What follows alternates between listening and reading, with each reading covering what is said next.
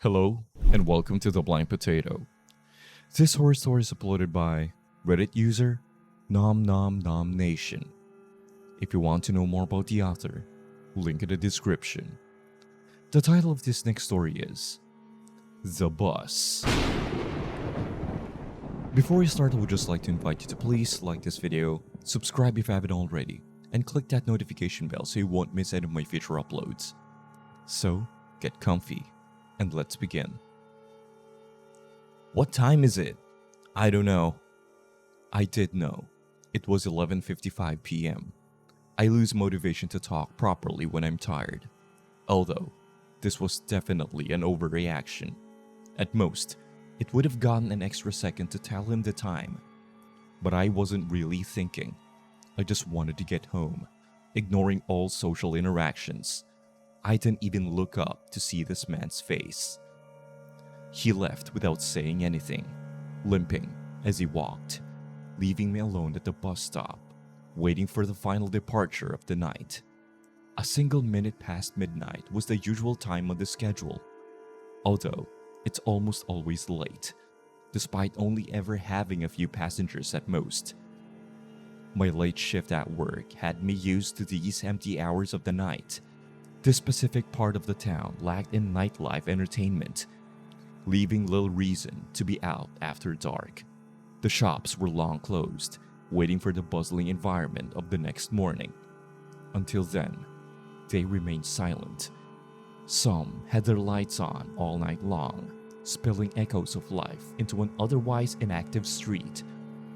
If the rapture occurred with me at this bus stop, it would take a long while for that news to reach me, as I simply continue waiting for an ever-late, never-arriving bus. These are the kind of thoughts I have as I wait in the dark for the bus.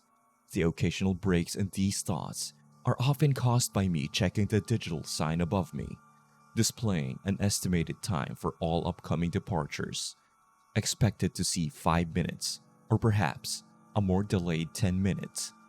I hadn't planned on having to read a whole sentence, so as I finished checking the sign, only then did my mind realize that it had not even seen a number. I had checked the sign, but did not comprehend the content. My double take showed me what I had missed. The next bus is not real. Do not board. I stared for a moment before looking around. What I expected to see, I do not know.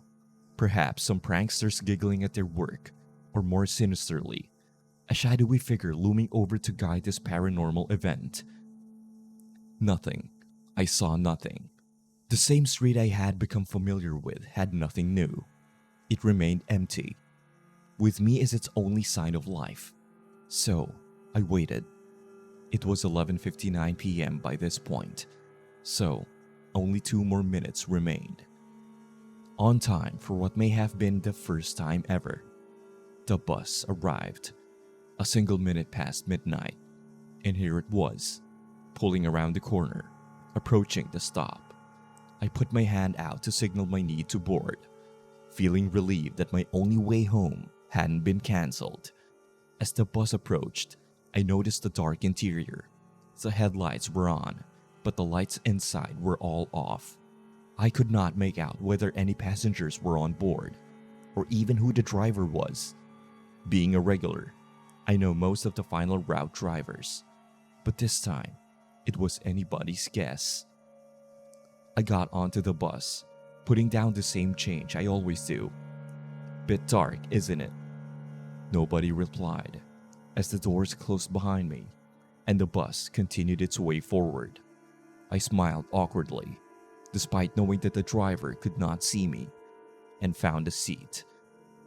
I never found out whether there were any more passengers, but I can only hope that nobody else had to go through these next events. Almost immediately, I noticed stops being omitted from the route. A turn missed here, a completely wrong turn taken there. A panic set in that I had somehow gotten onto the wrong bus, despite knowing for a fact that the bus I always get is the only local one that runs this late. Convincing myself that an unfortunate series of road closures had occurred, I remained calm and waited it out. After 10 minutes of this, we had circled back to the stop I had boarded at. In front of us, I noticed a more normal bus. The bus I was supposed to board. The lights were on, with a few passengers. It was waiting at the stop. I spoke slightly louder than the rumble of the engine. "Excuse me, can I get off? I'm on the wrong bus." No answer. As we slowly passed the correct bus, I could see the passengers inside all staring ahead. My gaze followed theirs, meaning an ambulance, parked just slightly in front. A small group of paramedics knelt down in the beam of the bus headlights, surrounding a body on the floor. I couldn't make out the body's face, as it was just out of sight, although one leg looked twisted. The passengers looked distraught, while the bus driver stood talking to the paramedics. I stood up. "I need to leave at the next stop."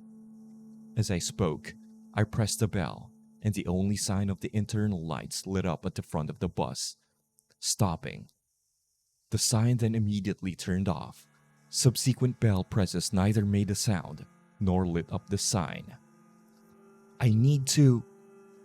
The bus sped up suddenly, the force pushing me back into my seat. As I tried to stand up again, the wheels screeched as we turned a sharp corner without seeming to slow down at all. Again, the force pushed me back down. The speed continued to rise. The wheels on the bus went faster and faster, until the outside world became simply a blur. I had never seen a car go this fast, let alone a road vehicle as large as this. I thought for sure that I was going to die right there. "What are you doing?" I found myself yelling out amid the panic. The driver, for the first and last time, spoke. "I don't know." My mind raced almost as fast as my body was being thrown about. The world beyond the windows soon morphed into a void of black, although the effects of our speed were still evident on my body, as the velocity pushed me in all directions. It felt as though we had somehow gone even faster, although this may have been the darkness forbidding my eyes of any reference for our true speed. We came to a sudden stop. As I fell forward, the fall was violent, but still not as bad as you'd expect for a speed change of that magnitude. My nose hit the floor, causing a great deal of pain. I stood up, holding my face, trying to regain my balance. As the dizziness subsided, I began to notice where I was. We were outside my home. The bus stop I get off at is a 5-minute walk from here. Yet here we were, directly outside my house. The doors gently opened. Despite my desire to leave as fast as possible, I found myself walking to the front of the bus. As I reached the door, I stopped, turning around slowly to face the still, shrouded in darkness bus driver. I spoke what I always do. "Thank you." I stepped into the pavement outside as the doors closed behind me, followed by the bus driving forward into the darkness. I looked down at my watch. A minute past midnight. If you enjoyed that horror story, feel free to hit that like button and subscribe if you haven't already, and click one of the videos here if you want more horror stories like that. And as usual, I'll see you again next time. You have a creepy evening.